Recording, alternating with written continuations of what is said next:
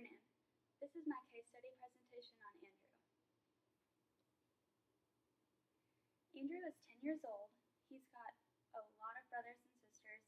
Most of them are step-siblings, and they live with either their grandmother or their real father or mother. He's got a very packed household. They have a lot of animals. He's got plenty of dogs and cats. He's got one cat that lives in his room, and he loves animals. He says that his cat scratches him all the time. He also has vision and hearing problems. He wears glasses, but they just recently broke, so they're on the process of trying to get that fixed. He is also deaf in his left ear. He sits in the classroom with his right ear towards the teacher so he can still hear as much as he can. They're also in the process of getting him a hearing aid as well. While I was interviewing him, he said that he loved to play with his friends in his neighborhood, and he likes watching Ice Road Truckers on Netflix. He said he plays video games a lot. He's got an iPad at home, or his family has an iPad that he plays on a lot, and that's pretty much how he spends his free time. He says that he loves Auburn football. Academically, he is diagnosed with autism, but he's learning disabled when it comes to reading and math. His lowest is math right now, but behavior-wise, he is not a behavior problem at all in the classroom. The main problem with Andrew is that if he doesn't want to do something, he has a hard time paying attention in class. He tends to lay his head down on the desk, and he looks like he's following along, but he's really not following along, so you have to really work double time to keep Andrew engaged. So he is diagnosed with Asperger's syndrome. He's not a severe case at all. He's very, very mild. So the STAR math test indicated that in October he was a 2.0 grade level for math, and he has increased to 4.1 from this past May. Math has been his greatest gain since receiving services. He was failing math whenever they first tested him, and since then he is right on grade level. Now he is, and that has just been his absolute greatest gain. He still struggles in reading, mostly reading comprehension. He can read fine. He doesn't read very fluently, but he knows what he's reading. He does comprehend some, but not to the best of his abilities. He receives 100 minutes a week of reading support and math support, and that consists of the resource teacher coming in our classroom and assisting him on classwork, or mainly making sure that he's paying attention. She'll come by and tap on his desk just to make sure that he is still aware of what's happening around him. Same with math. She comes in for math, reading, and grammar. He's got preferential seating because of his hearing problems and vision problems. He gets extra time for classwork and tests or any assignments, and he can also, what they do for Andrew and the other students in our class that get special services is if they fail a test in the general ed setting, then they get the chance to retake that same test in the resource room, or they can take a modified version of the test in the resource room, which is mainly just narrowed answers for a multiple choice test. His organizational skills are very poor. He has all of his things in his desk, but they are in zero order or structure at all. They are supposed to have a STAR notebook, which is supposed to keep them organized, and there is just papers everywhere. Whenever he gets done with a math sheet out of his workbook, he'll just shove it in his desk, and that's been one thing that we've been really working on him with, is to have him be more responsible and to put those math sheets or reading sheets or something in the place that they're supposed to go in his binder so they can be more organized. He's never disruptive. Like I said, he's not a behavior problem at all. But he does, and he will participate. He doesn't really participate in class discussions, and he has a hard time following along in class. But I've noticed that if you call on him in class, and you explain it to him, he can catch up. He is very able to process what you're saying and understand what you want from him, but it's just the following along, really. You have to catch him back up. So who knows what he's losing while he's not paying attention or laying his head down. He does stare off into space and lays his head down on his desk. Right before I left, the teacher had just put a Post-it note on his desk and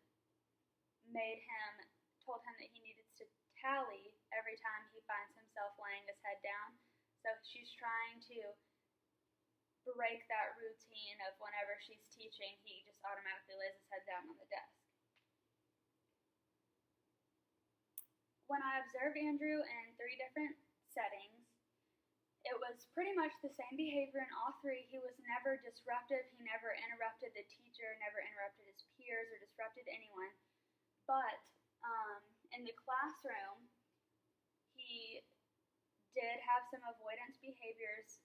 Like whenever they started on classwork, it took Andrew about 3 minutes to start his classwork after everyone else had already started. He would just get up and he'll go sharpen his pencil or get a tissue or ask to go to the restroom. And then by the time he sits back down, he'll just sit there and kind of look around and wait. But so he doesn't immediately get started on anything. And the same thing with art. For PE, he was totally fine in PE.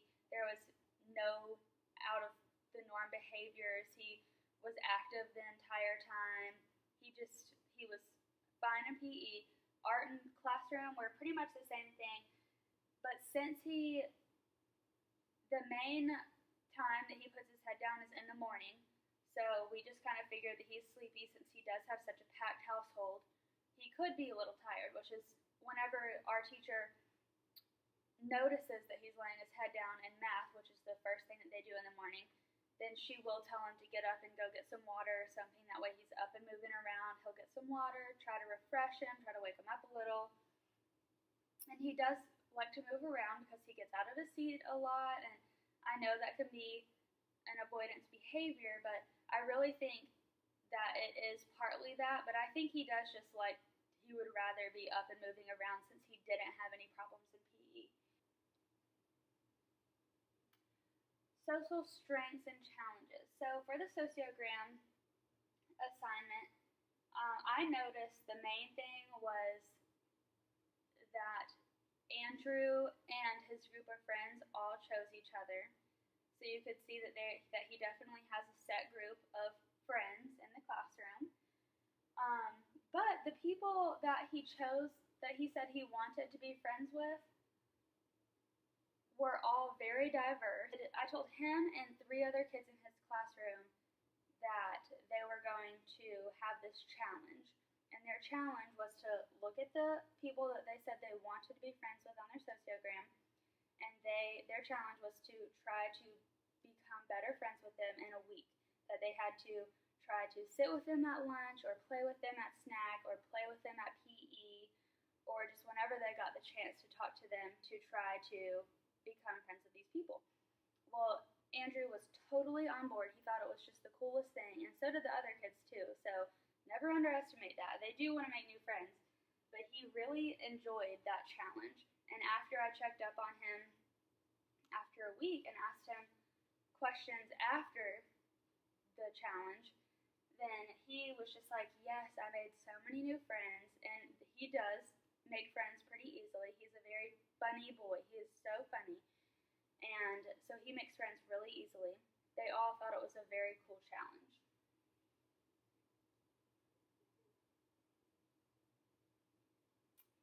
For my reading lesson plans and my science and math integrated lesson plans, I did some whole group interventions with Andrew and some small group. For whole group, our classroom is a very group-oriented class. We do a lot of group work, mostly group work.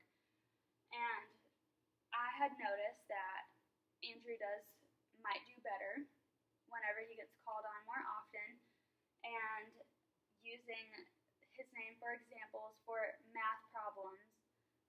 You know how they always have those word problems where Susie went to the market. Well, if you use Andrew went to the market, he's more in tune to listen to the problem.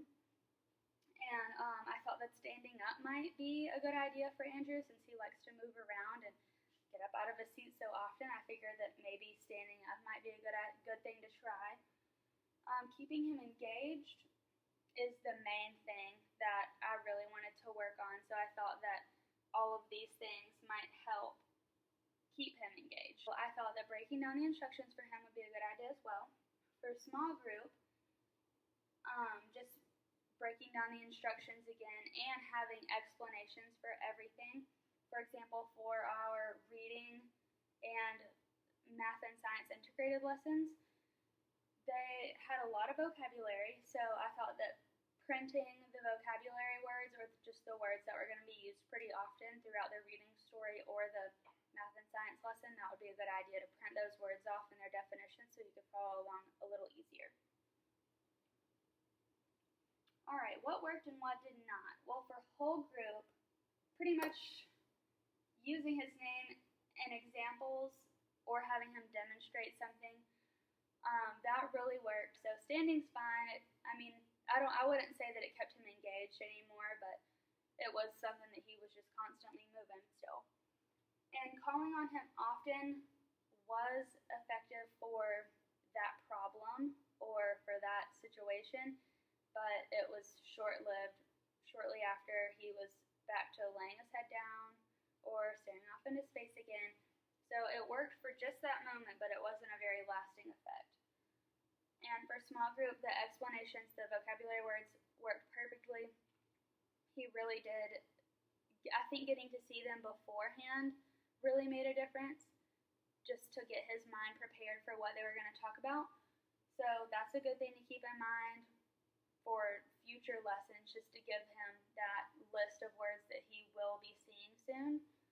And breaking down the instructions. I wrote it down on the board whenever I could. If I ever gave instructions, I wrote it down on the board in number order, so 1, 2, 3, 4 for each step of the instructions, and that really helped. It was less questions from him and less questions from everybody else in the room too. For our cooperative learning group,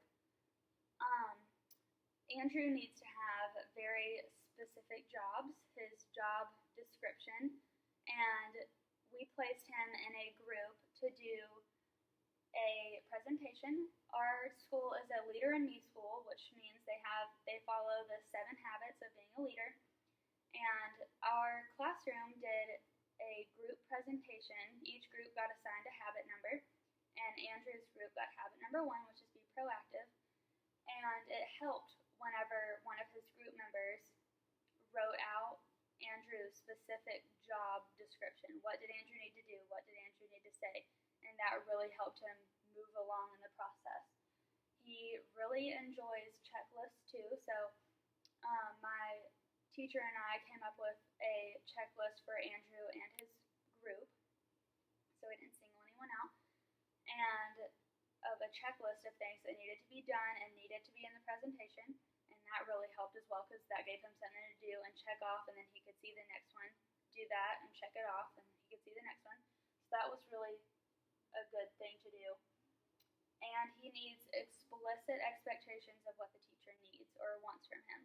And visuals. He's a big visual person. He learns more visually, so if I'm just standing up here talking to him, he's probably not going to take a whole lot of it in. He does like videos that are shown in class. He can tell you if he sees a video, he can tell you anything that happened in it. So he's very good with visual learning. And here is just a little video clip of their presentation.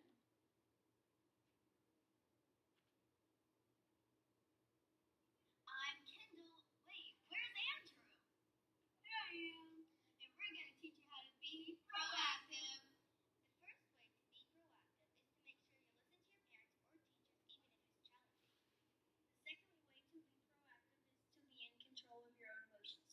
The third way of being practiced is, wait, what did you put?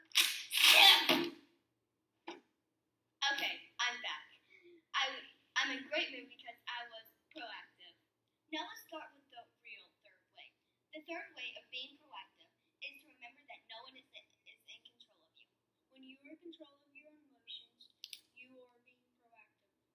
When you are proactive with your own emotions, some new things may happen to you. Alright, so that was just a short little video clip to show Andrew's character. What is the most important thing that I learned from Andrew? Well, I think that he sees humor in everything, and I think that was really a big thing with me, is that people would talk about the resource teacher coming in and helping different kids, and for example, when they would talk about the resource teacher coming in and helping all these kids, and if they said like, oh, that's not really fair, like why does he get her help and I don't, he would joke and laugh and say it's because I can't hear out of my left ear, and which obviously has nothing to do with the resource teacher being in there, but I like how he finds humor in things and takes things very lightly. He does not really take anything seriously. So I just think his lightheartedness about everything is just so inspiring. And his kindness to people is just so great. If he sees anybody that needs help with anything or needs a snack or a piece of food for a snack or something, he will be the first to offer up anything that he has, which is really gracious of him considering that he comes from a family who does not have a whole lot of anything, so he still is just very willing to share. And just his perspective on everything, since he's so lighthearted, it's just adorable to watch from an outsider's point of view, and inspiring to see how he just loves to help all these people, and how he is accepting of so many different students. His sociogram really was a perfect example of how he just accepts everybody and doesn't think differently about anyone, no matter if they're the smartest kid in the class or who's just so smart, or the coolest girl or the new kid. It was just the dynamics were all over the place, and that was just such a great example of how he does not see anyone differently, including himself. He thinks, or he does fit right in with just everyone else in the classroom, and they all really